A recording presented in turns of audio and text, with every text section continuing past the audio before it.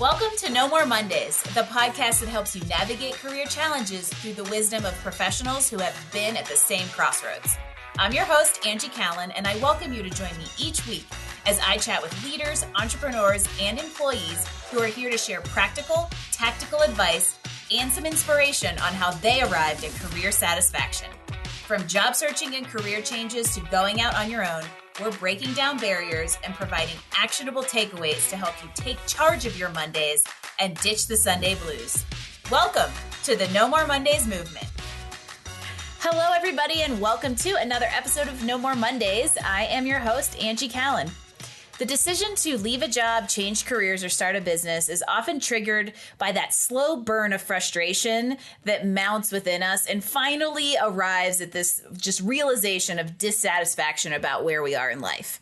However, think about what you would do if you suddenly find yourself at a career crossroads that is prompted by a big unexpected life event. Today, we're going to talk to Jennifer Devening, who did just that. And she worked through the shock of a breast cancer diagnosis while a lot of other things were happening around her all at the same time to arrive at a life-defining situation and moment that led her into what is kind of a later career transition into entrepreneurship, inspired by her own experience with critical health care. Here to celebrate being healthy and cancer-free while giving us a little insight into how these big life events can drastically change both your perspective and your possibilities. I am excited to welcome to the show Jennifer Devening. Jennifer, welcome to No More Mondays. Angie, thanks for having me. I really appreciate it. I'm just so grateful for people like you who are willing to kind of share these stories of vulnerability, because sometimes life throws us things that we can't control. And I want to say not only thank you so much for being willing to be here and share, but also I'm so glad to hear that I think it's been 9 years you told me before we came on that you're in remission. 9 years and I'm still here. Still here. In remission and healthy. And yeah. I want to start by giving everybody a little bit of your backstory. Tell us kind of like Jennifer, the early years leading up to, this triggering event and everything that was kind of happening at that time that I think you call it the big quit, which I love. But talk to me about those early years leading up to this change. Sure. Yeah, I've been really lucky throughout my career. I was out in Silicon Valley for the first 11 years of my career, and I got to work with some of the, industry luminaries to really cut my teeth and learn my craft of high tech. And, being with companies like Oracle and HP early on, got great management training. And then I decided to move back to this part of the country, and I've been here in Austin now for about 20 years. And I've had a great privilege as well to work for mostly startup companies, both as a consultant and as an executive. And it's really served me incredibly well. And, after my last company was acquired, back in the fall of 2020, I decided that there wasn't anything out there that I really wanted to do, but I realized how difficult my journey had been with just it's one thing to be diagnosed with a chronic disease, but it's harder to manage everything that goes on that you have to do after you're diagnosed. Nobody tells you about that. And so that really gave me the thought process of how could I make this journey and easier for not just people who have a chronic disease, but anybody who wants to keep their records and information organized. So as you said, I arrived at entrepreneurship late in my career, but really excited to be on this journey. Well, what I'm going to take away from that message, amongst many other little tidbits that you could take away from that, is it isn't really too late, because a lot of people have that feeling that I'm too old to change careers, I'm too old to do something different, I'm too old to start a business, and life circumstances kind of pushed you towards it, but you're also quite gratefully living proof that you can do this and be successful even at a little bit more of a seasoned senior point in your career. Yeah, absolutely. I think anybody can do it, but I will give the caveat, though.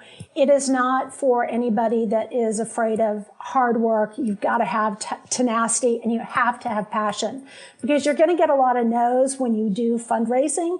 But, it's funny to be on the other side, because I used to consult to people and say, getting their presentations, investment presentations ready. And it's still hard on this side of the fence with all I know and all my experience. But I think when you talk to others who have come before you and they've gone through a similar situation where they've decided to, kind of jump ship from a corporate environment and become an entrepreneur. There are days where, it's good, the good, bad, and the ugly hit me, but it's the passion that keeps me going. Yeah, Jennifer said to me before the show that this isn't for the faint of heart, and we're going to dig into that in a few minutes, because I completely agree that it's a journey. I tell people all the time there is no better exploration into self-discovery than the journey into entrepreneurship, and I think that's really interesting for you, having already been on that very life-defining journey of a cancer diagnosis. So I almost want to go back and understand a little bit more about, because there was a period of time between that diagnosis and then fast forward several years of that experience inspiring this business, and that kind of trifecta of COVID and the cancer experience and the big quit. So at the time this really kind of big life event occurred, that created this immediate crossroads. And I wonder what was happening and how you managed and kept all those plates spinning, or decided which ones not to keep spinning at a time when you were trying to manage your health, decide what to do with an executive level tech career, and all of those pieces. So, it's different for everybody, but for me, it was the thing that helped keep me, it kept me going. I couldn't just stop and, just say, oh, I'm sick, I can't do anything. But I was very grateful, because I was very lucky to work for people that really trusted in my ability to still work when I needed to be gone for, every 3-week treatments, all of that, surgery, you name it. They were all really grateful. But not for everybody is it the case where you have the ability and the fortitude, because you're tired a lot of the time. I was lucky I was able to really work from home for a lot of this part of my career. And so that really helped keep me on track and moving forward. It's critically important to having a good mindset of managing your disease. And I think you bring up a good point about the fact that if you wallow and that's what you make your entire world, then it's going to make your recovery that much harder, versus having, even if it's work, a positive outlet and a place to kind of focus some of the energy. Like you said, it was almost just like this. It was like a little bit of a lifeline or something to give you to channel that attention elsewhere. Well, and to keep things normal when everything is not normal. It's scary. When I was first diagnosed, I couldn't put one foot in front of my other one. It was just it was scary. I didn't know a lot of information, and it was interesting. It was a pivotal transition for, leaning on people to help you through that transition, and then really being very specific about how to manage that and what was going to be good for you, and being able to work. And really it comes down to your own ability and having good people that will give you the opportunity to do that. And leaning into that support, because as type A's, yes, we're also type A extroverts. We're not very apt to go and kind of seek and lean in and say, okay, I need help in this area. So I think that's a really good message when you're going through something really significant, whether it's health or another type of really big life event. That's so true. It was hard to be able to lean on other people, but you have to. You've got to put a care circle around yourself. And that, from when I was diagnosed to today, I still have that. That's a really important part of being able to be effective with work and keep yourself normal. And I think, just the little things that you can do to make a difference, of just eating well, exercising, keeping your mind active, all of that really factors into how you transition through that process and being able to work and continue to do it on a full-time basis. Well, and I'll give you a little personal story to kind of support this perspective you have on how to get through something difficult like this. When I was very little, I was about 5 years old, my mom was diagnosed with a very serious autoimmune disease that pretty much knocked her totally out for several months. Like I remember being like 5 years old and climbing up on the counter to get peanut butter and jelly out, like stuff to make my own peanut butter and jelly out. I always remember that she had an ability to remain positive even in those like terrible situations. And I think that then got like trickled down to me, that it's like, why be miserable in a miserable situation? What is that going to do for you? And I think that mindset is really critical to navigating those challenges. It absolutely is. I mean, you really have two choices. You can either dig in, be tenacious, be positive, and try to keep as normal of a life as possible. That was always my model. I wasn't going to let my disease interfere with what I wanted to do. And I haven't throughout this whole entire time. And now it's inspired it, which is so cool. So I want to understand, just like logistically, did you stay in kind of corporate America until the point that you decided to go start Your Health, or was there a little bit of transition time? I was in corporate America and working largely for startup companies of different software technologies here in Austin, and just was very fortunate to have some really good people and companies that I worked for. And it was really after my last company, which was acquired in the fall of 2020, that I really decided that there wasn't anything. I didn't want to go with the acquisition. There wasn't anything I was really interested in. And I had been noodling on this a while in thinking about how difficult the fact that, you get your COVID vaccines and your boosters. Well, who do you think has to communicate that all to your 11 doctors, your 6 portals, all of that? You do. And, I'm very fortunate that I have emails of all my doctors. But here's the thing. When I sent them an email, a picture of my COVID card, they said I had to fax it to them, not email it to them. There's a 3-letter word you don't hear a lot anymore, except for in the healthcare system. Exactly. Exactly. So, for me, when I made this decision, it was also about a personal framework I'd already developed and was using to manage records, your medications, everything else. I picked up the phone and I called a mentor of mine and from Silicon Valley. And I figured if I can't talk through what I'm thinking about and get him to buy in, I'm not going to do it. But he got really quiet and said, this is a great idea. And so, from that, this was my inspiration for my company called Your Health. And it's so cool how this, everything, really you were set up to, all of these things came together at once. So it was thinking back and reflecting on how you managed your own health journey at a time when it became very obvious people needed that kind of support. And that coincided with this break from the corporate world and saying, I'm ready. I'm really ready to move on. Yes. So I would love, let's give Your Health a little shameless plug. What are you actually doing through this business? Tell me about the actual work and services you provide. So Your Health is a software as a service platform. What it's designed to do is give people control over their health and wellness, so their most critical information can be summarized before an emergency or a critical event in their life. I wanted to go back to thinking about, so many people are thinking about what goes into health systems and payer-provider situations. But if you fix that and you do nothing for the patient to give them tools to manage their information better, why bother? So that was really my journey in taking this personal framework of being able to give people the ability to define, their care circle, being able to put all their most critical information in one document, and something that you can print out and have digitally available 24/7. So it's basically I'm going to get nerdy because I love tech. Please. And it's mostly what 90% of my coaching and resume clients are techs and tech execs. So it's almost like a patient side EMR, electronic medical record system. It is, but with one really big difference. This is consent-based. This isn't about HIPAA. This is about you control. Cool. You control your information. You decide who to trust. Not the other way around, an organization saying, trust me. This is about you trust.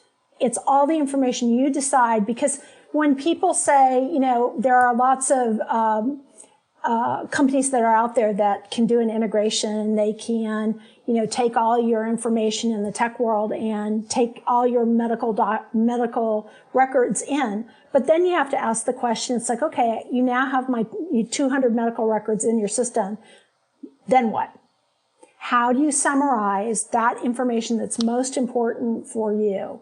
And you don't necessarily have to have a chronic disease to do this. Anybody who wants to stay organized and be able to go in and really think about what that information is. And then our system prompts you with, going through a couple drop-down menus in terms of, what kind of disease do you have? What medication do you need? What supplements are you taking? Do you have any allergies? And then we give you some free-form capability in notes fields that allow you to put in things that are really important, like I have metal in my hip.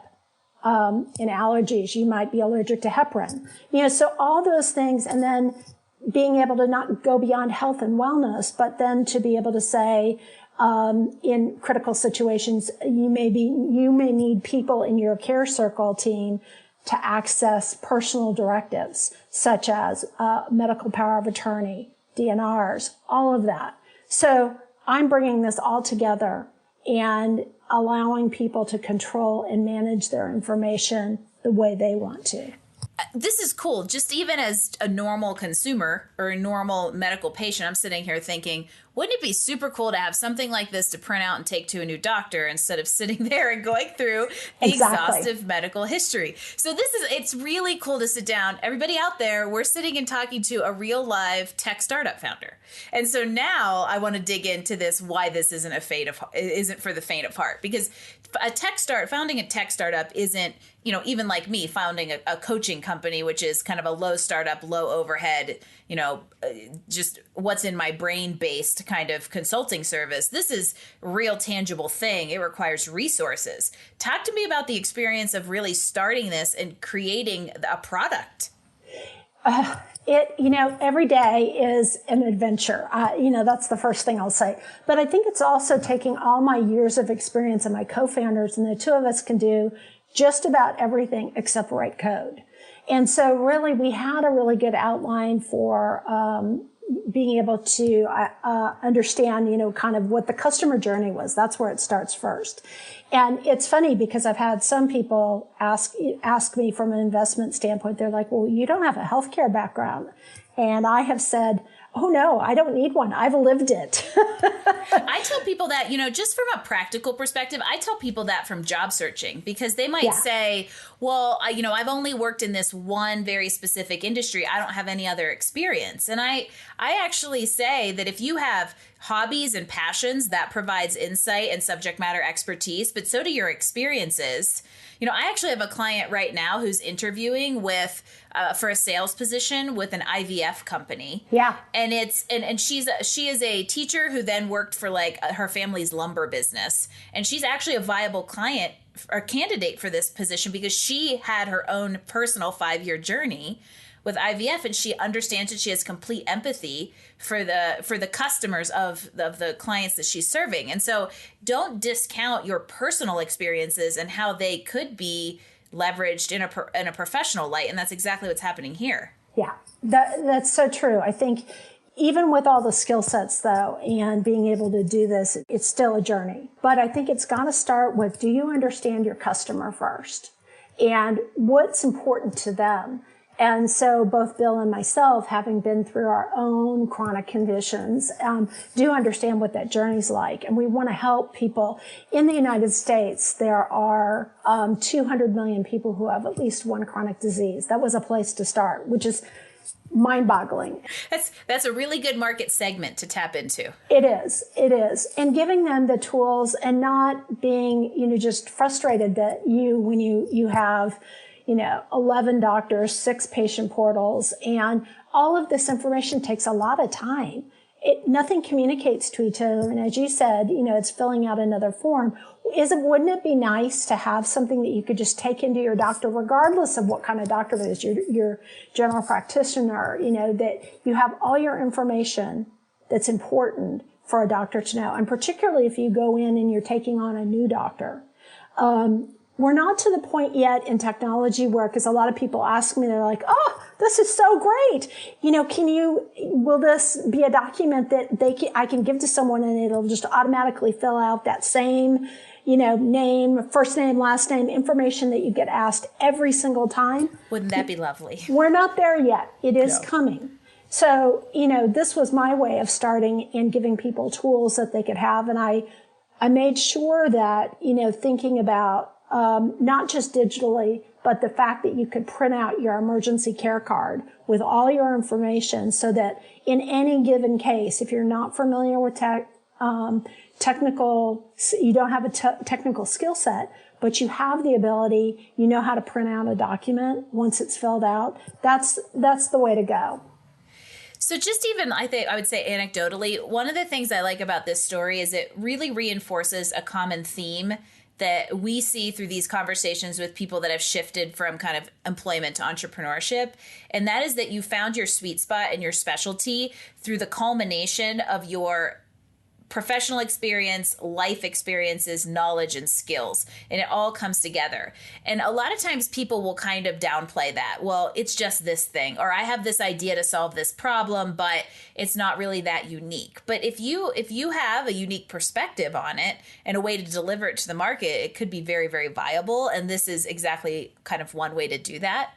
And just out of curiosity, where in the founding process are you? So like, do you have a minimum viable product that's out there with users? And how's the tech part going? Yeah, that's an excellent question. The tech part's going really well. We just now completed our beta product, and thank you. Woo-hoo! And we're going to roll into our beta next week, and we're going to run it over the next couple of weeks. And it's really about making sure all our features and functions work really well. And from there, we'll step up before we have a MVP product that will probably roll out later this fall. Exciting things are happening in the world of your health. Correct. I love it. So let's go back to kind of the bigger picture here. Mm-hmm. I would love, as somebody who's gone through this, really tough life experience that kind of disrupts your career and makes you think about things, what advice do you have for people who might be going through something like this? They found themselves at kind of this sudden crossroads or, sudden life event that changes their perspective or their needs. What advice or what steps would you suggest they take to start navigating this? So I think you really have to, step back and really think about where you are, what you want to do. And I'm a big believer throughout my career. I've always been nerdy like you have been. And I believe you've got to find a passion for something you want to do. And then you've got to find something that you do for yourself to give yourself joy each and every day. And it's not, your children or your coworkers, but what do you do to give yourself joy so your joy jug is full? So that if you're in high tech and you're starting, a company, you've got to have something that keeps you fulfilled and motivated along. But I think the number one thing is really finding what are you passionate about? When you get through your career, you start to think about these things. And, I've been really lucky that I've been motivated I love technology, and I couldn't imagine being in any other industry. But I think it's hard for people to think that they don't have options. There are still lots of options on there. There are so many options. And that is a very common, whether you're actually going through the thing or just you're that person that's arrived at the kind of man, by all external factors, I should be perfectly happy where I'm at, but I'm just not satisfied. A lot of times it's overwhelm and lack of clarity and lack of knowledge on what's out there, because people just feel like they have to be a one-trick pony. And that is totally not the case. It isn't. I think there are many opportunities for people to, once you go out and get some good grounding and some good training, which I think you've got to do, you just because you get out of school and you went to a school, you're really smart, does not mean it's the learning on the job that applies the most. I'm sitting here, Jennifer can see me, you all can't. I'm sitting here laughing because I went to Carnegie Mellon and had a civil engineering degree. And the first day of my life as a civil engineer, I was like, what the heck am I doing? So you could take all the physics and calculus classes you can in the world. That doesn't teach you how to go draft plans in AutoCAD. So whether it's actual engineering or tech or whatever it is, I think that's very true. And throughout all of that, I think it's really important to know what feeds and fuels you. I was recently in a conversation with somebody who says, you either have things that need you, that feed you, or that fuel you. And you need to know where everything lays out and make sure that you've got some elements in every single bucket, or else you end up with a lot of the need you and you get depleted. So I think that's just a great piece of advice, is like, have a respite. And whether it's a passion you're trying to turn into your profession, or just something that is that like escape and something that feeds you. I think that if you're going through some stuff, that for me, it was fly fishing. When I was going through my stuff, my husband said, I think you need to start fishing. I think you'd really like it. And it became my like quasi stand in a river meditation. And so you need to find your thing while you're going through the things. It's so important to have something. Everybody's got, whether it's fly fishing for you, for me, it's always been horses that have kept me sane and sound during, this time, as I was diagnosed. And when I'm not working, that's where you can find me, is out at the barn. But that's the thing that sustained me and kept me going and kept me happy and motivated to personally and professionally. So yeah, you just need to know what that is. Equine. Also, side note, equine therapy is a real thing. It is a real thing. It definitely is. I love the term that you used, joy jug. And I feel like that is a perfect segue for us to learn a little bit more about you and what fills your joy jug. So we're going to play a little game. It's called Rapid Fire. Don't worry, it's not very hard nor very rapid most of the time. And the first question on the list is, what's your most memorable travel destination? Paris. Why? Because the city is just so full of history. It's just an amazing countryside. And it also is a touchstone for me from a horse perspective. Oh, that's a good little like special connection to Paris. I'm really curious to see what you're going to give us for this one. A great book recommendation.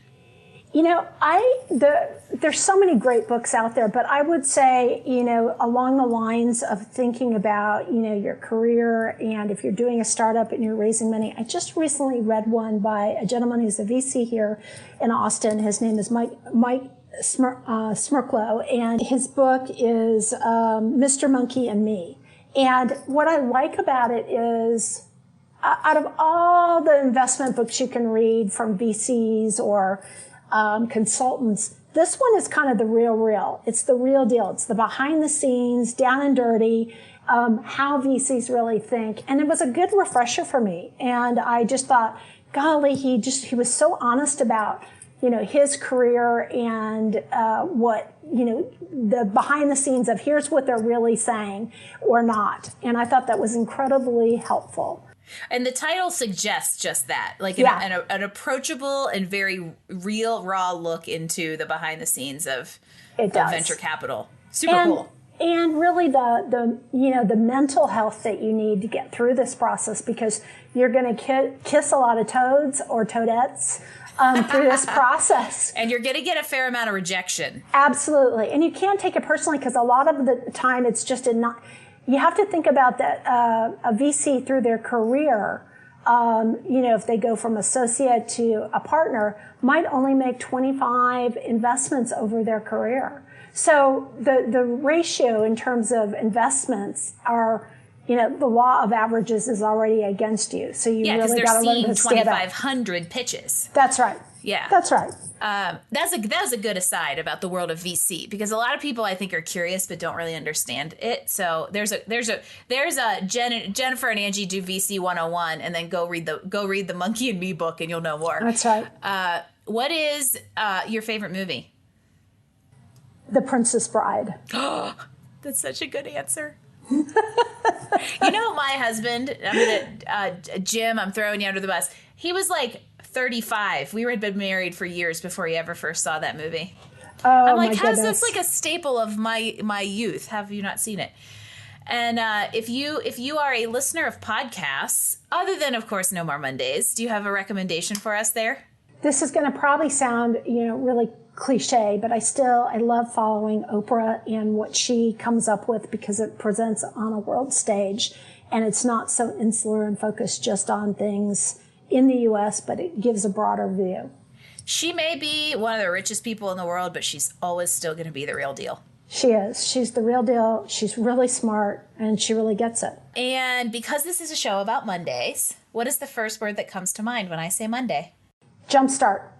It's your opportunity to say, Monday's here.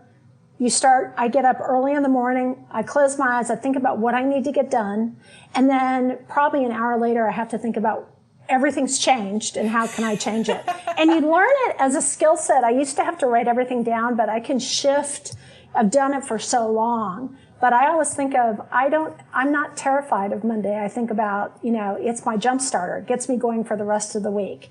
And each day, particularly if you're an entrepreneur, what you start out with might change, and you got to be flexible enough to move. If you have 6 things to do in a day, you're going to get one of them done, and the other 5 are placeholders for the oblique moments that come up, and that you just have to audible and take care of whatever presents itself. And that is the roller coaster that you've got to be prepared for when you go into a journey like this, because it isn't for the faint of heart, and you've got to be a kind of adaptable to sustain it. Yeah, and it's not 9 to 5. I think really the situations kind of really dictate, what your work day is going to look like. And they're long, if you're going to do a startup. As I said, it is not for the faint of heart. It's more like 5 to 9. And by that, I mean 5 a.m. to 9 p.m. That would be kind of how my life looks. Yes. So yes. I have a friend in my office who's like, hey, have you watched that show I recommended yet? And I'm like, I watch 59 minutes of TV, like maybe that's like how I wind down for 1 hour before I go to bed. So there you go, jumpstart. If you can move into a mentality where Monday makes you feel like you're ready to jumpstart the week, then you've made it. I like you have such practical words of wisdom that have come from life experiences, and it's just refreshing to hear them, and just that very actionable, just do this kind of thing. I like your attitude towards life. It's awesome and inspiring after, the journey that you've been on. It's trying to keep it simple, but never stop learning and listening to other people. And you get good nuggets over time and applying them to your own life. And speaking of listening and learning from others, as we kind of start to wind things down, I would love for everybody out there to know how to follow you. So how do we keep in touch with what your health is doing? How do we keep in touch with you and your health? Yes. So you can certainly find me on LinkedIn, Facebook. Those are my 2 primary places. And then as we get through our beta and we hook up all of our social media, it'll be yourhealth.app, or you can find us with the hashtag at healthcare in control. Ooh, good and hashtag. that's thank you on LinkedIn, Facebook, Twitter, and Instagram.